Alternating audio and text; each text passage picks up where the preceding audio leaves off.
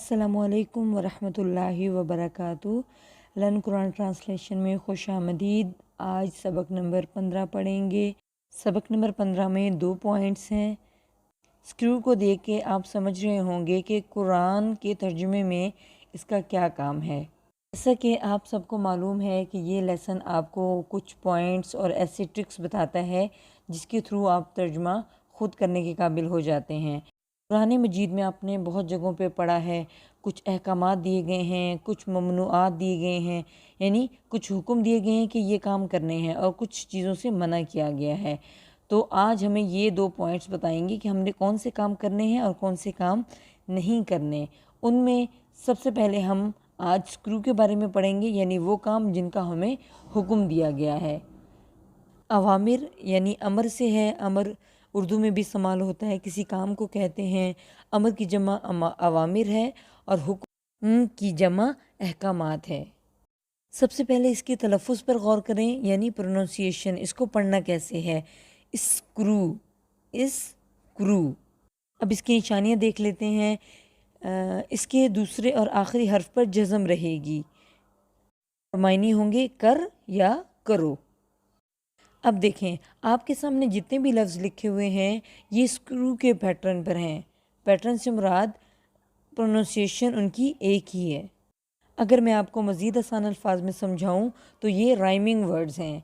जैसे हम इंग्लिश में बोलते हैं रेन, पेन, गेन, तो इसी तरह स्क्रू, उस्क्रू, उश्कुरू, उदखुलू, उसजुदू, उसबिरू, यानी सबका पढ़ने का जो अंदाज़ है, जो प्रोनाउंसिएशन है, वो एक ही है।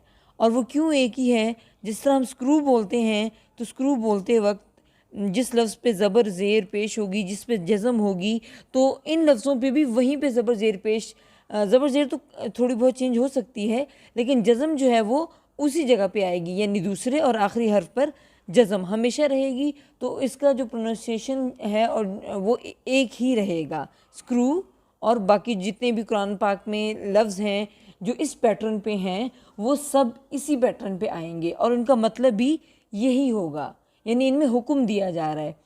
जो कुरान पाक में हमें अहकामात दिए गए हैं कि आपने ये काम करने हैं, वो वाले अल्फाज इसमें आएंगे। सब ऐसे अल्फाज होंगे जिसमें हुक्म दिया गया होगा कोई भी काम करने का। जैसे अब हम मिसाल देखते हैं।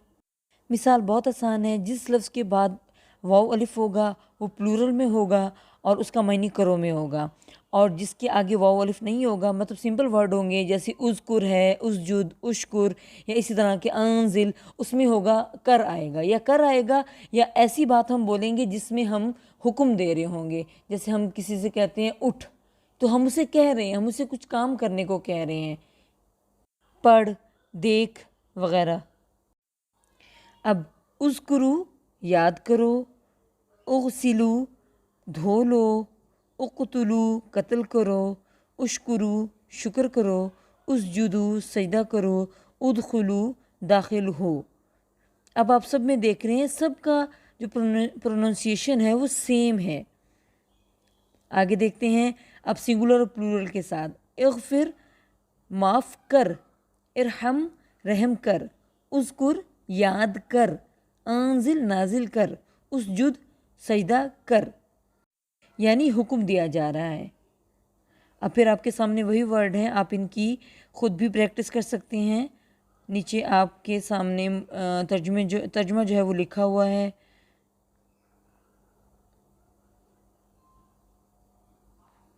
अब एक और स्लाइड है, इसमें अब आपके सामने मुख्तलिफ वर्ड हैं कर और करो के साथ। जैसे सबसे पहले है इकरा पढ़, कुम उठ, अंजिर आगाह कर।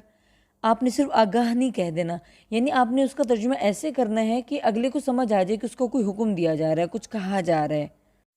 इजाल बना, अंजिल नाजिल कर, इग़फिर माफ़ कर, अरसिल भेज, उनसुर मदद कर, उर्जुक रिस्क दे, कुल कह, इज़हब जा, इशरा खोल। नेक्स्ट है कू बचा, खुद ले, उसकुन रह। अब ये एक एक वर्ड है लेकिन उसमें समझ आ रही है कि हुक्म दिया जा रहा है कि ये काम करो। नेक्स्ट स्लाइड का तर्जुमा आप ख़ुद कर सकते हैं, इसमें बहुत थोड़े से अल्फाज हैं। आप तमाम पिछले सबक को देखते हुए इसका तर्जुमा कर सकते हैं। आज का लेसन इतना ही। वीडियो को देखने का बहुत शुक्रिया। फ़ी अमानिल्लाह।